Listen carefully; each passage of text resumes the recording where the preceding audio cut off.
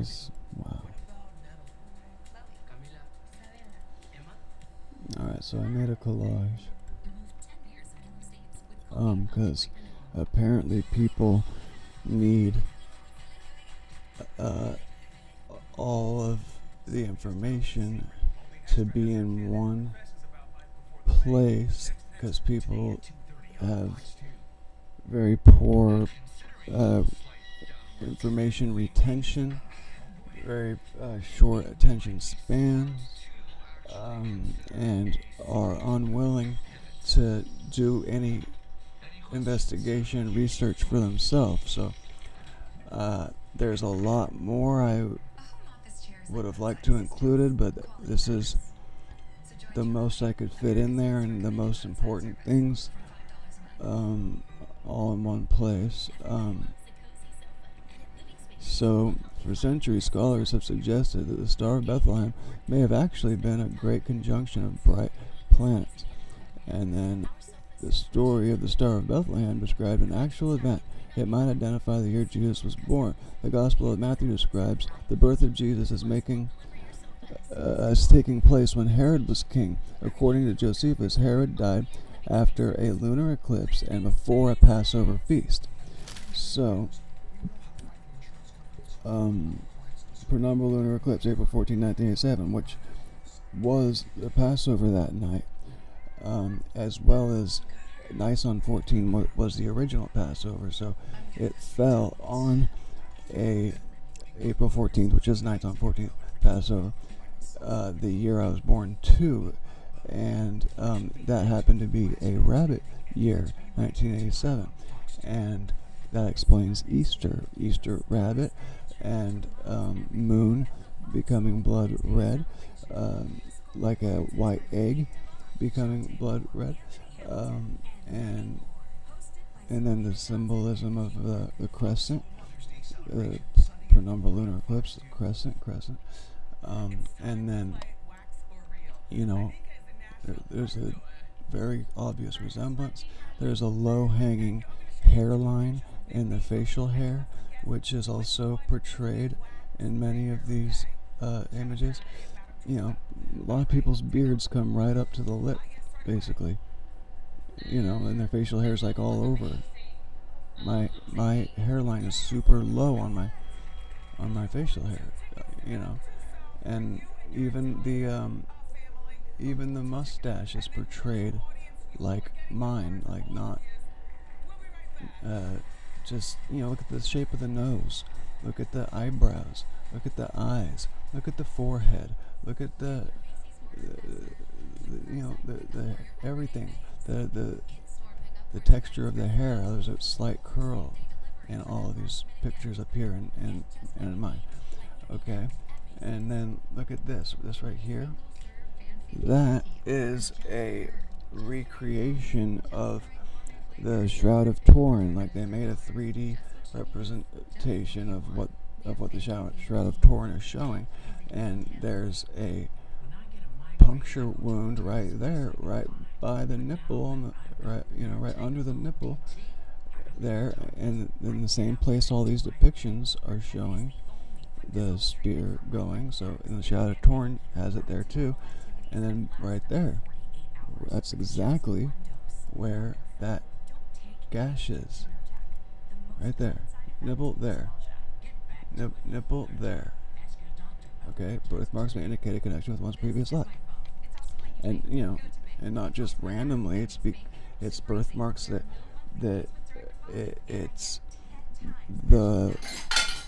they show the way that you were killed in your previous life. So, not just any random birthmark. Like it doesn't. I think somebody, based on a comment I got recently, I think someone was confused about the birthmark thing. They apparently thought that, like a birthmark would look like Jesus or something, or a birthmark would look like a sword or something. But no, it's in the same location as where the wound that killed him was. Okay. And so this is all extremely supportive evidence that supports the seemingly crazy ass thing that I was told, but obviously it seems to suggest it's true what I was told. Um, uh, I you know it, I'm not so crazy that I can't figure out whether or not God is talking to me, especially if I have 6 months to figure it out. And then, it was as if telling me who I was the point of communicating with me at all. It waited until I uh, trusted it was really God, and then it told me who I was, and then stopped talking to me every morning like that. I mean, I could still get prayers answered, but it's nothing like the way it was for that 6 month period of time.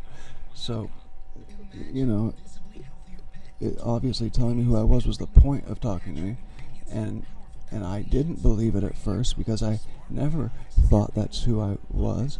But with all this supporting evidence, it's really hard to deny anymore, and it makes no sense I would lie.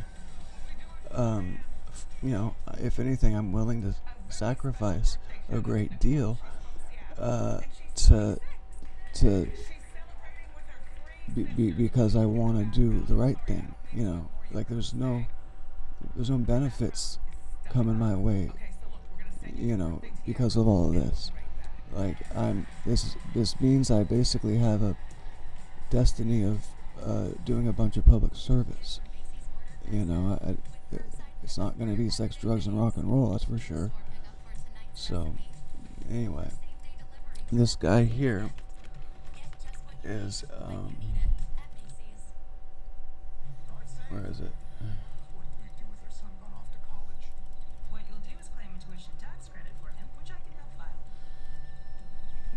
Okay, where is it? This guy here, he's a legitimate channel. If you watch his video, he talks about the lunar eclipse, and how it's related to the second coming, and yeah, and I guess that's it. And then I want to read this.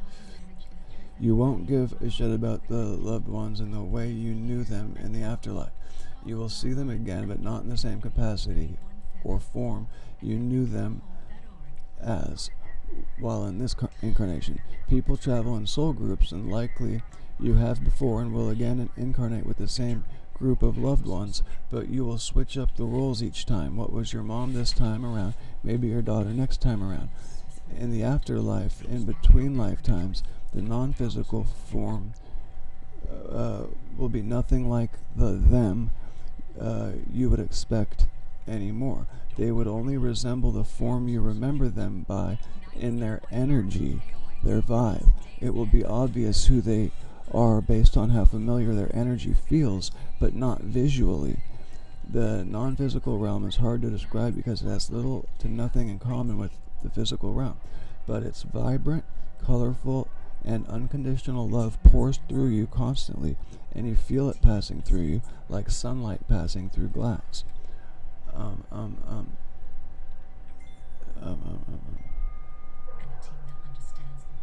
Nice. Lone Eagle said, I've been watching Egypt change since 5 years ago when this whole thing started. Quite amazing. Thanks for the update. Yeah, apparently I did a good job on this video, so I'm glad I finally got some recognition there, but I'm very surprised that people aren't, that people don't seem to be fazed at all by this information, which, I mean, at least she says, I said, why are people so slow on the uptake? She said, slow would be an understatement. Like, at least somebody agrees that it's kind of crazy. Nobody's, like, why do I only have 28 subscribers? How come this is so difficult to get um, to get any